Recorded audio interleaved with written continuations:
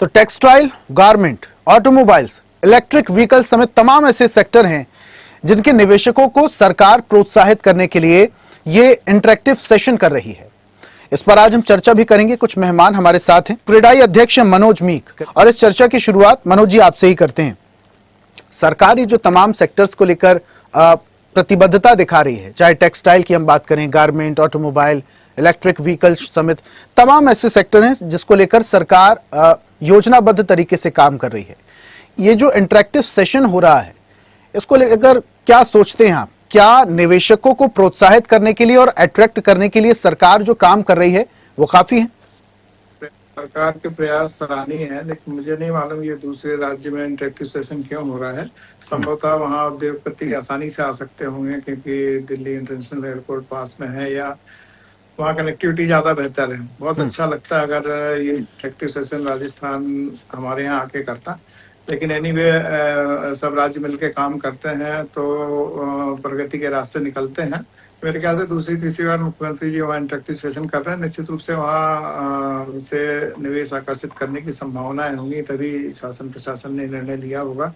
और सभी तरह के सेक्टर्स में सरकार इस समय निवेश आकर्षित करने के प्रयास कर रही है। हमने देखा है कि उसके कई जमीन पे उतरते हुए भी दिख रहे हैं, लेकिन उसको लगातार जो आश्वासन आ रहे हैं निवेश के और जो इम्प्लीमेंट हो रहे हैं उसका डेटा ना मीडिया से मिल पाता है, ना बहुत अच्छे से हमें समझ में आता है। अगर वो भी जारी सरकार करने लगे तो मुझे लगता है कि ज्यादा निवेशक उद्योगपति आकर्षित होंगे और स्टेट को लाभ ही होगा। ट्रांसपेरेंसी का दौर है और इस दौर में हम जितने ट्रांसपेरेंट रहेंगे हम अपनी नीतियों में और जो हम अचीव कर पा रहे हैं उसमें, हमें उतना ही लाभ होगा।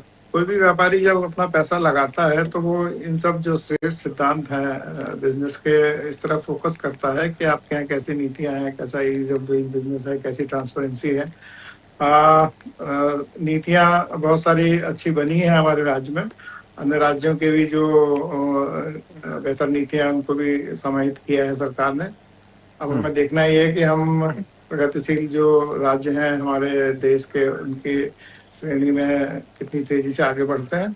बहरहाल इस सरकार के प्रयास बाकी सरकारों से तो काफी तेज दिखते हैं, क्योंकि हम एग्रीकल्चर में काफी मेरे ख्याल से लीडिंग स्टेट हैं, तो उस तरफ तो काफी संभावनाएं दिखती है। नवकरणीय ऊर्जा में हाल ही में बहुत सारा निवेश आया है। भोपाल के पास में बाबाई के पास बहुत लंबा चौड़ा निवेश दिखता है। वहाँ जाके देखने पे पता चलता है कि पूरी जो है वो विकास की गंगा जैसी बह रही है, क्योंकि बहुत बड़े बड़े प्रोजेक्ट उसमें चूंकि जमीन ज्यादा लगती है नवकरणीय ऊर्जा में, भले ही वो सोलर हो या विंड हो, बहुत तेजी से काम चल रहा है और आने वाला समय जो है वो ऊर्जा पे आधारित ही होगा। हम जानते हैं कि चाइना अमेरिका से भी 5-6 गुना ज्यादा ऊर्जा इस समय उत्सर्जित कर रहा है, तो हमें भी इस तरफ फोकस करने की जरूरत है, क्योंकि जमाना जो है वो एडवांस टेक्नोलॉजी एआई के दौर में चला गया है। बिना ऊर्जा के उस पर काम चलता नहीं है।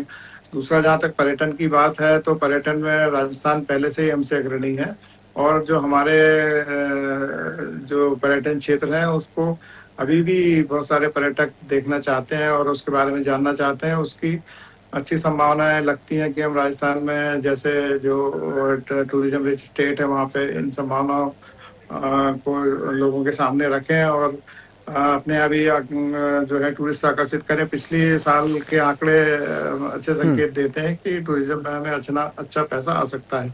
इसी तरीके से और भी जो टेक्सटाइल है, टेक्सटाइल में मालवा के क्षेत्र में काफी प्रगति हुई है। अब इसके लिए सेक्टर स्पेसिफिक मेरे ख्याल से शहर या डिस्ट्रिक्ट सरकार चिन्हित कर रही है। उन एरिया में अलग अलग काम हो रहे हैं। अभी जो इंदौर के पास एक बहुत बड़ा औद्योगिक पार्क बनाया गया, वहाँ भी काफी टेक्सटाइल के इंडस्ट्रीज आई हैं। इसी तरीके से पूरे प्रदेश में इसकी संभावना बनती हुई दिखती है।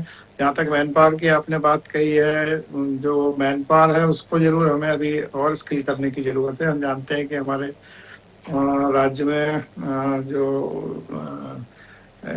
स्किलिंग है और जो एजुकेशन है उसमें हम कई राज्यों के मुकाबले थोड़ा सा पीछे रह जाते हैं।